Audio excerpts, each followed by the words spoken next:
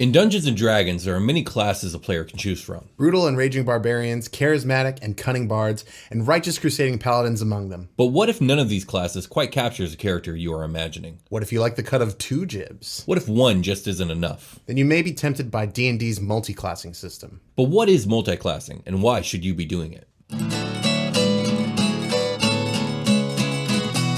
DD5. In D&D, multiclassing allows you to gain levels in multiple classes. Doing so lets you mix the abilities of those classes to realize a character concept that might not be reflected in one of the standard class options. With this rule, you have the option of gaining a level in a new class whenever you advance in level, instead of gaining a level in your current class. Your levels in all your classes are added together to determine your character level. For example, if you have 3 levels in Wizard and 2 in Fighter, you're a 5th level character. For example, our barbarian who decides to multiclass into the Bard class must have a strength and charisma score of 13 or higher. Without the full training that a beginning character receives, you must be a quick study in your new class, having a natural aptitude that is reflected by higher than average ability scores. Of course, your DM can always choose to waive this rule if they are of an overly benevolent disposition. As you advance in levels, you might primarily remain a member of your original class with just a few levels in another class, or you might change course entirely, never looking back at the class you left behind.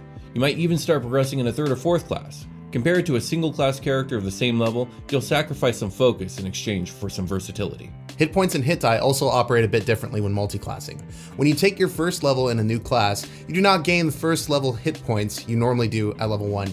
Instead, you gain the hit points from your new class as described for levels after first. When leveling up a multi-class character, the experience point cost to gain a level is always based on your total character level, not your level in a particular class. So if you are a Barbarian 6 Bard 1, you must gain enough XP to reach 8th level before you can take your 2nd level as a Bard, or your 7th level as a Barbarian. This also applies to your proficiency bonus. Your proficiency bonus is always based on your total character level, as shown in the character advancement table in Chapter 1, not your level in a particular class.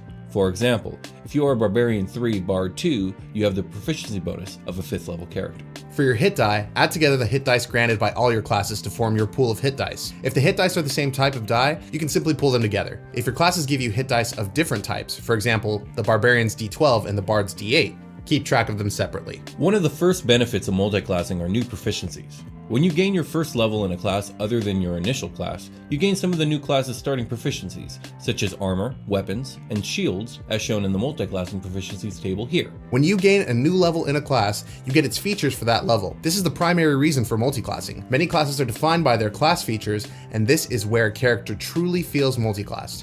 You don't, however, receive the new class's starting equipment, and a few class features do have additional rules when you're multiclassing. Channel Divinity. If you already have the Channel Divinity feature from, say, the Cleric class and gain a level in a class that also grants the feature, like the Paladin class, you gain the Channel Divinity effects granted by that class, but getting the feature again doesn't give you an additional use of it. You gain additional uses only when you reach a class level that explicitly grants them to you. Extra attack. If you gain the extra attack class feature from more than one class, the features don't add together. You can't make more than 2 attacks with this feature unless it says you do.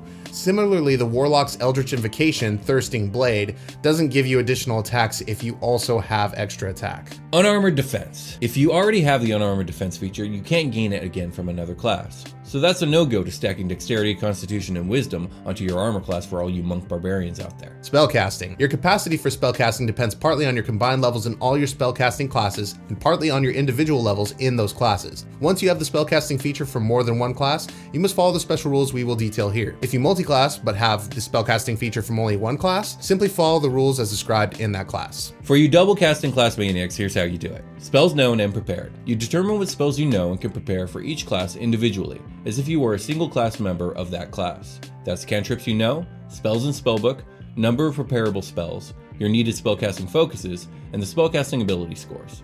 All calculated separately, and in the case of your focus and ability scores, only combined if they are the same for both classes. Spell slots. You determine your available spell slots by adding together all your levels in Bard, Cleric, Druid, Sorcerer, and Wizard classes, half your levels rounded down in the Paladin and Ranger classes, and a third of your Fighter or Rogue levels rounded down if you have the Eldritch Knight or Arcane Trickster feature. Use this total to determine your spell slots by consulting the multi-class spellcaster table. Cantrips are a bit special in that if a cantrip of yours increases in power at higher levels, the increase is based off of your character level, not your level in a particular class. If you have more than one spellcasting class, this table might give you spell slots of a level that is higher than the spells you know or can prepare. You can use those slots, but only to cast your lower level spells. For example, if you're a Ranger level 4, Wizard 3, you count as a 5th level character when determining your spell slots. This gives you 4 first level slots, 3 second level slots, and 2 third level slots. However, you don't know any third level spells, nor do you know any second level ranger spells. You can use the spell slots of those levels to cast the spells you do know and potentially enhance their effects. Finally, Pack Magic.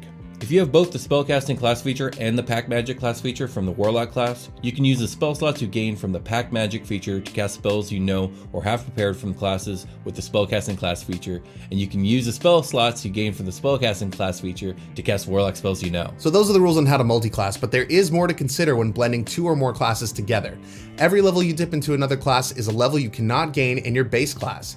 Keep this in mind when looking to the higher levels. You may not want to miss out on some pretty sweet late game features on accident. Classes with flavor and features front loaded at the early levels such as Cleric or the Warlock tend to be easier to blend with your base class to get both classes' flavor into your character. And always consider if multi-classing makes sense for your character. Sometimes multi-classing can be less optimal but more satisfying from an RP perspective. So there it is. Do you want to defeat enemies in a raging fury one moment and charm and cast with music in the next? Do you want the mastery of body of a monk blended with the genius mind of an arcane wizard? Do you want to complement your smites with spell slots that charge in a short rest? Then you may want to multiclass in Dungeons & Dragons.